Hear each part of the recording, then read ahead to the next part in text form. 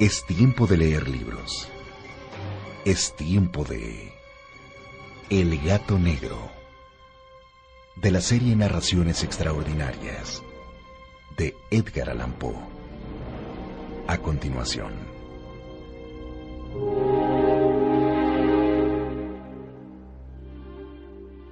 No espero ni pido que alguien crea en el extraño, aunque simple relato que me dispongo a escribir. Loco estaría si lo esperara, cuando mis sentidos rechazan su propia evidencia. Pero no estoy loco y sé muy bien que esto no es un sueño. Mañana voy a morir y quisiera aliviar hoy mi alma.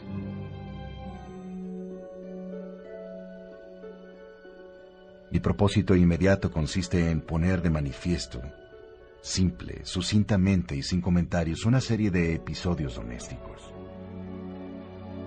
Las consecuencias de esos episodios me han aterrorizado, me han torturado y por fin me han destruido. Pero no intentaré explicarlos. Si para mí han sido horribles, para otros resultarán menos espantosos que barrocos. Más adelante tal vez aparecerá alguien cuya inteligencia reduzca mis fantasmas a lugares comunes. Una inteligencia más serena, más lógica y mucho menos excitable que la mía.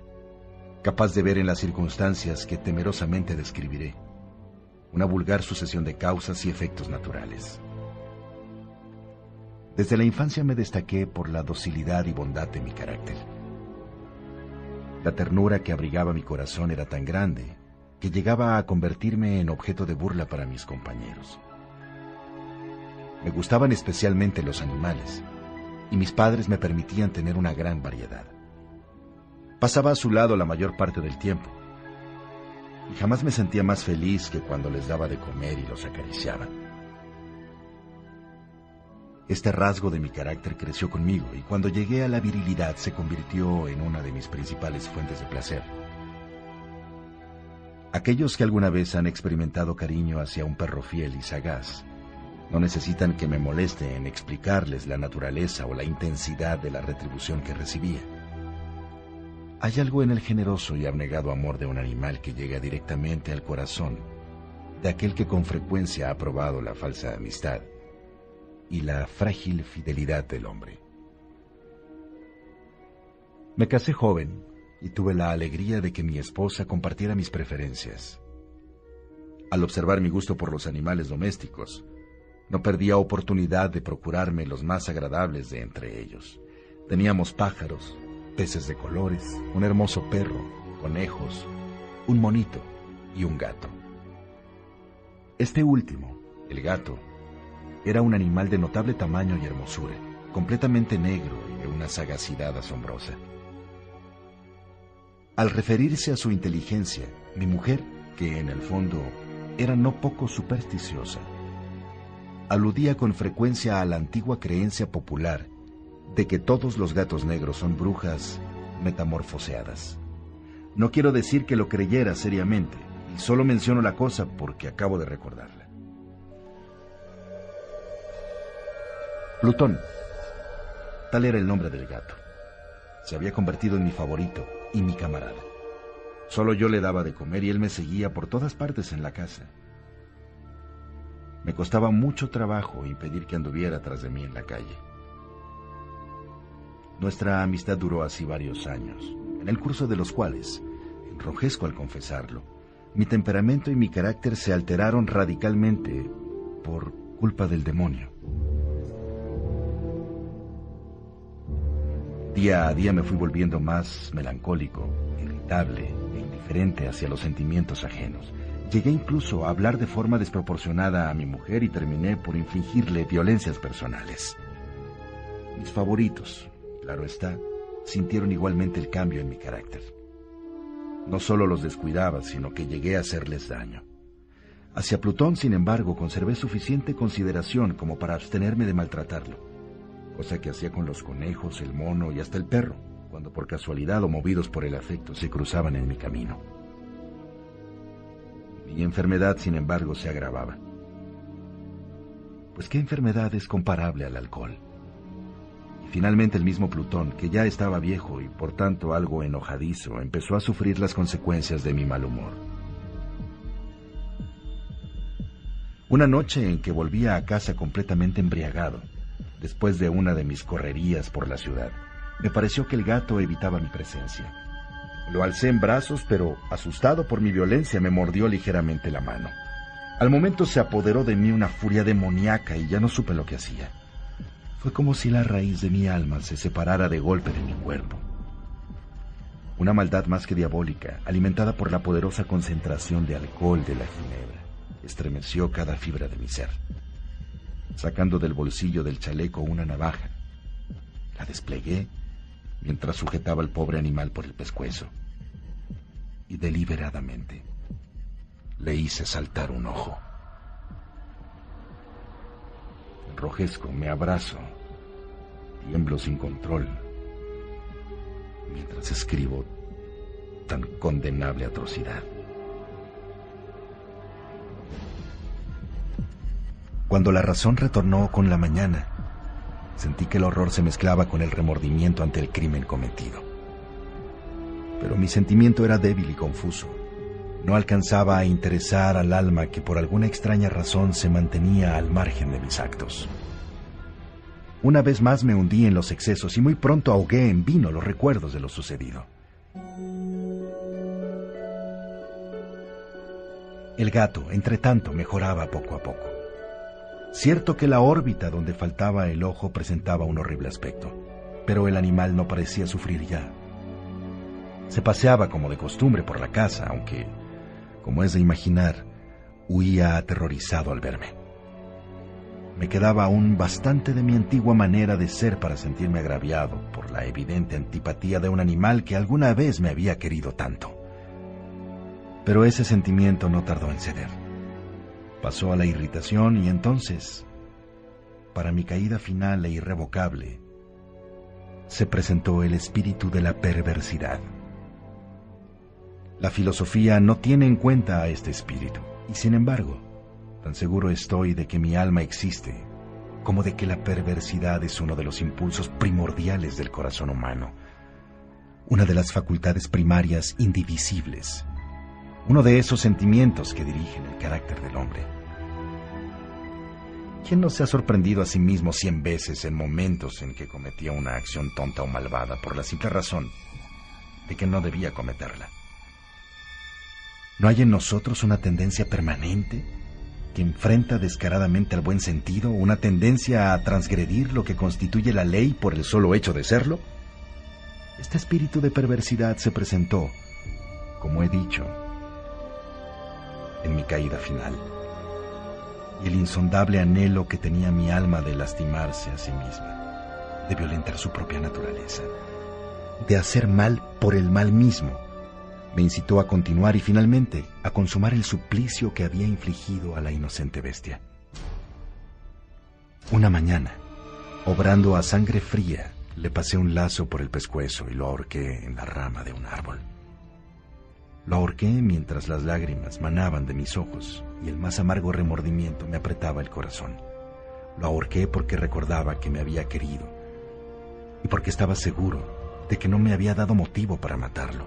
Lo ahorqué porque sabía que al hacerlo cometía un terrible pecado, un pecado mortal que comprometería mi alma hasta llevarla, si ello fuera posible, más allá del alcance de la infinita misericordia del Dios más misericordioso y más terrible. La noche de aquel mismo día en que cometí tan cruel acción me despertaron gritos de incendio. Las cortinas de mi cama eran una llama viva y toda la casa estaba ardiendo. Con gran dificultad pudimos escapar de la conflagración mi mujer, un sirviente y yo, porque todo quedó destruido. Mis bienes terrenales se perdieron y desde ese momento tuve que resignarme a la desesperanza. No incurriré en la tan común debilidad de establecer una relación de causa y efecto entre el desastre y mi criminal acción. Pero estoy detallando una cadena de hechos y no quiero dejar ningún eslabón incompleto.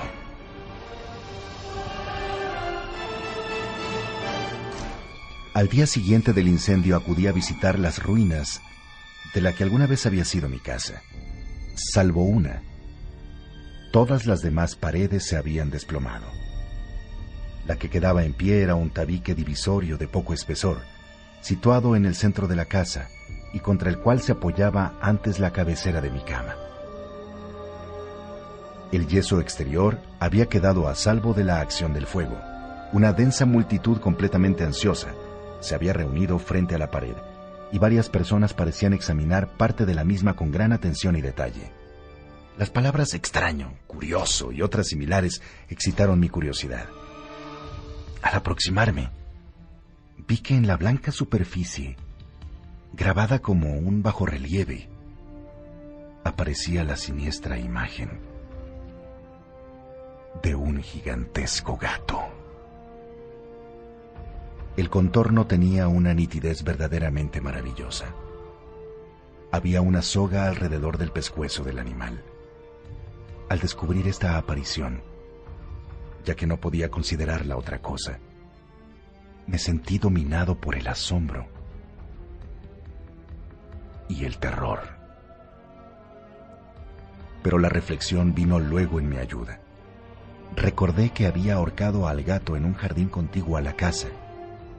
Al producirse la alarma del incendio, la multitud había invadido inmediatamente el jardín. Alguien debió de cortar la soga y tirar al gato en mi habitación por la ventana abierta. Sin duda, habían tratado de despertarme en esa forma. Probablemente la caída de las paredes comprimió a la víctima de mi crueldad contra el yeso recién aplicado, cuya cal, junto con la acción de las llamas y el amoníaco del cadáver, produjo la perturbadora imagen que acababa de ver. Si bien en esta forma quedó satisfecha mi razón, ya que no mi conciencia, sobre el extraño episodio, lo ocurrido impresionó profundamente mi imaginación. Durante muchos meses no pude librarme del fantasma del gato, y en todo ese tiempo dominó mi espíritu un sentimiento informe que se parecía, sin serlo, al remordimiento. Llegué al punto de lamentar la pérdida del animal y buscar, en los viles antros que habitualmente frecuentaba, algún otro de la misma especie y apariencia que pudiera ocupar su lugar. Una noche en que, borracho a medias, me hallaba en una taberna más que infame, reclamó mi atención algo negro posado sobre uno de los enormes toneles de ginebra que constituían el principal mobiliario del lugar. Durante algunos minutos había estado mirando dicho tonel y me sorprendió no haber advertido antes la presencia de la mancha negra en lo alto. Me aproximé y la toqué con la mano. Era un gato negro muy grande, tan grande como Plutón y absolutamente igual a este, salvo un detalle. Mi gato Plutón no tenía el menor pelo blanco en el cuerpo, mientras que este gato mostraba una vasta, aunque indefinida mancha blanca que cubría casi completamente el pecho del animal. Al sentirse acariciado, se enderezó prontamente, ronroneando con fuerza. Se frotó contra mi mano y pareció encantado de mis atenciones. Acababa, pues, de encontrar el animal que precisamente andaba buscando. De inmediato propuse su compra al tabernero, pero me contestó que el animal no era suyo y que jamás lo había visto antes ni sabía nada de él. Continué acariciando al enorme gato negro, y cuando me disponía a volver a casa, el animal pareció sorpresivamente muy dispuesto a acompañarme. Le permití que lo hiciera, deteniéndome una y otra vez para inclinarme y acariciarlo. Cuando estuvo en casa conmigo, se acostumbró a ella de inmediato y se convirtió en el gran favorito de mi mujer. Por mi parte, pronto sentí nacer en mí una poderosa antipatía hacia aquel animal. Era exactamente lo contrario de lo que había anticipado, pero sin que pueda decir cómo ni por qué, su marcado cariño por mí me disgustaba y me fatigaba. Gradualmente, el sentimiento de disgusto y fatiga creció hasta alcanzar la amargura del odio. Evitaba encontrarme con el animal. Un resto de vergüenza y el recuerdo de mi crueldad de antaño me prohibían maltratarlo. Durante algunas semanas me abstuve de pegarle o de hacerlo víctima de cualquier violencia, pero gradualmente, muy gradualmente, llegué a mirarlo con inexpresable odio y a huir en silencio de su detestable presencia, como si fuera una emanación de la peste. Lo que sin duda contribuyó a aumentar mi odio fue descubrir a la mañana siguiente de haberlo traído a casa que aquel gato, igual que Plutón, era tuerto. Esta circunstancia fue precisamente la que lo hizo más grato a mi mujer, quien, como ya dije, poseía en alto grado esos sentimientos humanitarios que alguna vez habían sido mi rasgo distintivo y la fuente de mis placeres más simples y más puros.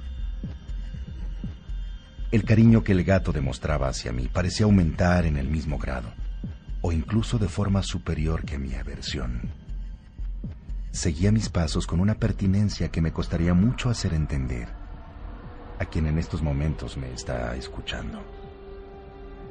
Donde quiera que yo me sentara, venía a recostarse bajo mi silla o saltaba a mis rodillas, prodigándome sus odiosas caricias.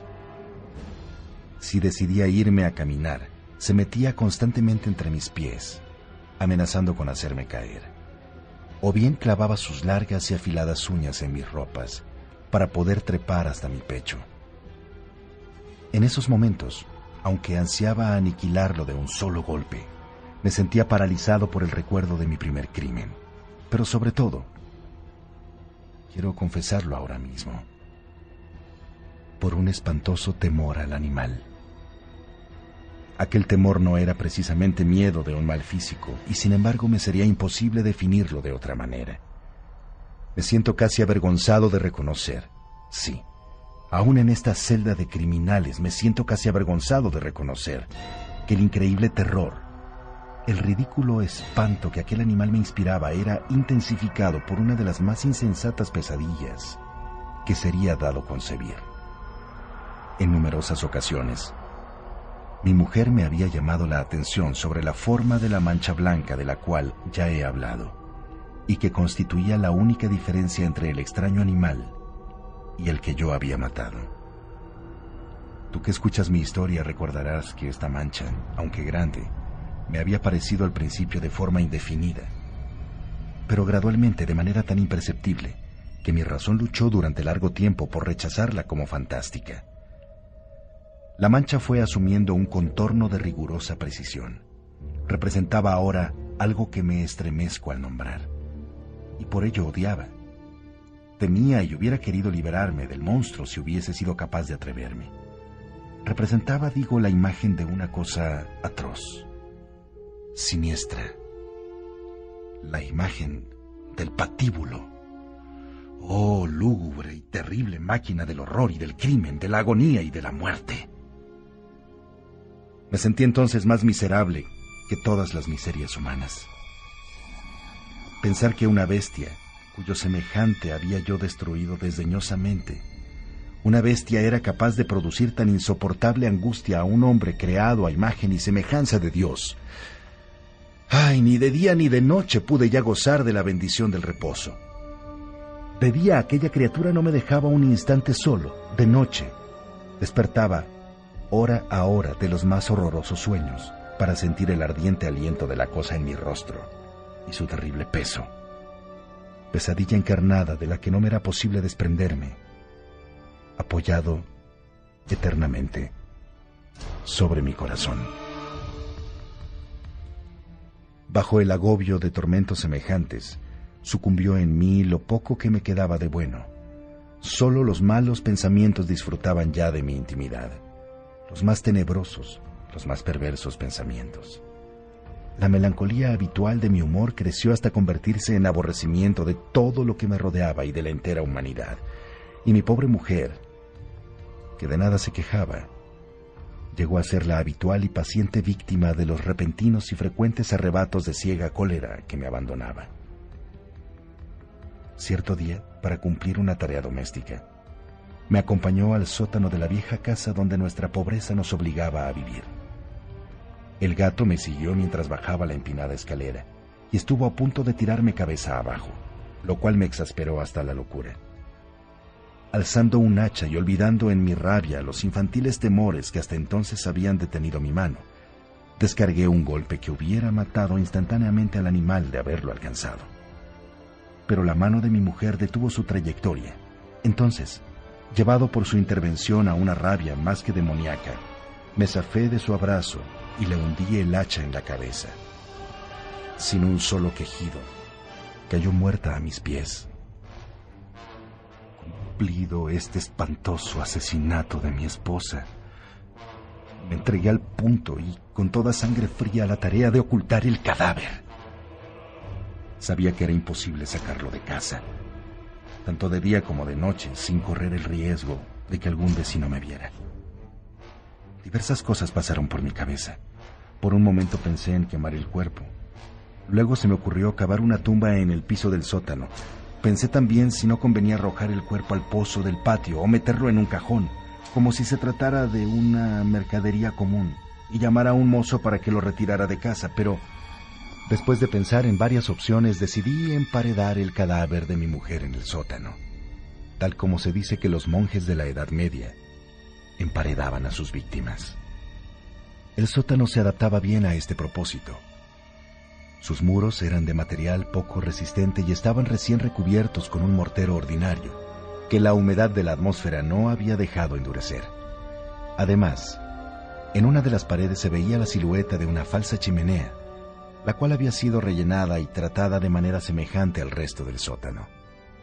Sin lugar a dudas, sería muy fácil sacar los ladrillos en esa parte, introducir el cadáver y tapar el agujero como antes, de manera que ninguna mirada pudiese descubrir algo sospechoso. No me equivocaba en mis cálculos. Fácilmente saqué los ladrillos con ayuda de una palanca y luego de colocar cuidadosamente el cuerpo contra la pared interna, lo mantuve en esa posición, mientras aplicaba de nuevo la mampostería en su forma original. Después de conseguir argamasa y arena, preparé un material que no se distinguía del anterior y retoqué cuidadosamente el nuevo enladrillado. Concluida la tarea, me sentí seguro de que todo estaba bien. La pared no mostraba la menor señal de haber sido tocada. Había barrido hasta el menor fragmento de material suelto. Miré a mi alrededor y triunfante me dije: aquí por lo menos no he trabajado en vano. Mi paso siguiente consistió en buscar a la bestia causante de tanta desgracia, pues al final me había decidido a matarla. Si en aquel momento el gato hubiera surgido ante mí, su destino habría quedado sellado. Pero por lo visto el astuto animal, alarmado por la violencia de mi primer acceso de cólera, se cuidaba de aparecer mientras no cambiara mi humor. Imposible describir o imaginar el profundo, el maravilloso alivio que la ausencia de la detestada criatura trajo a mi pecho. No se presentó aquella noche, y así por primera vez desde su llegada a la casa pude dormir profunda y tranquilamente. Sí, pude dormir, aun con el peso del terrible crimen sobre mi alma. Pasaron el segundo y el tercer día, y mi atormentador no volvía. Una vez más respiré como un hombre verdaderamente libre. Aterrado, el monstruo había huido de casa para siempre. Ya no volvería a contemplarlo. Gozaba de una suprema felicidad y la culpa de mi negra acción me preocupaba muy poco. Se practicaron algunas averiguaciones a las que no me costó mucho responder. Incluso hubo una búsqueda en la casa, pero naturalmente no se descubrió nada. Mi tranquilidad futura me parecía asegurada. Al cuarto día del asesinato, un grupo de policías se presentó inesperadamente y procedió a una nueva y rigurosa inspección. Convencido de que mi escondrijo era impenetrable, no sentí la más leve inquietud. Los oficiales me pidieron que los acompañara en su examen. No dejaron hueco ni rincón sin revisar. Al final, por tercera o cuarta vez bajaron al sótano. Lo seguí sin que me temblara un solo músculo. Mi corazón latía tranquilamente, como el de aquel que duerme en la inocencia. Estuve paseando de un lado al otro del sótano. Había cruzado los brazos sobre el pecho y andaba tranquilamente de aquí para allá. Los policías estaban completamente satisfechos y se disponían a marcharse. La alegría de mi corazón era demasiado grande para reprimirla. Ardía en deseos de decirles por lo menos una palabra como prueba de triunfo y confirmar doblemente mi inocencia. «Caballeros», dije por fin cuando el grupo subía la escalera, «me alegro mucho de haber disipado sus sospechas. Les deseo felicidad y un poco más de cortesía. Dicho sea de paso, caballeros, esta casa está muy bien construida». En mi frenético deseo de decir alguna cosa con naturalidad, casi no me daba cuenta de mis palabras. Repito que es una casa de excelente construcción. Estas paredes... ¿Ya se marchan ustedes, caballeros? Estas paredes tienen una gran solidez. Y entonces, arrastrado por mis propias jactancias, golpeé fuertemente con el bastón que llevaba en la mano sobre la pared del ladrillado, tras de la cual se hallaba el cadáver de la esposa de mi corazón. Que Dios me proteja y me libre de las garras del archidemonio. Apenas había cesado el eco de mis golpes cuando una voz respondió desde dentro de la tumba. Un quejido sordo y entrecortado al comienzo, semejante al sollozar de un niño, que luego creció rápidamente hasta convertirse en un largo, agudo y continuo alarido, anormal como inhumano, un aullido, un clamor de lamentación, mitad de horror, mitad de triunfo. Solo puede haber brotado en el infierno de la garganta de los condenados en su agonía y de los demonios exultantes en la condenación. Hablar de lo que pensé en ese momento sería locura. Presa de vértigo, fui tambaleándome hasta la pared opuesta. Por un instante el grupo de hombres en la escalera quedó paralizado por el terror. Luego, una docena de robustos brazos atacaron la pared que cayó de una pieza. El cadáver, ya muy corrompido y manchado de sangre coagulada, apareció de pie ante los ojos de los espectadores. Sobre su cabeza, con la roja boca abierta y el único ojo como de fuego, estaba agazapada la horrible bestia cuya astucia me había inducido al asesinato y cuya voz delatadora me entregaba al verdugo. Había emparedado al monstruo en la tumba. Fin.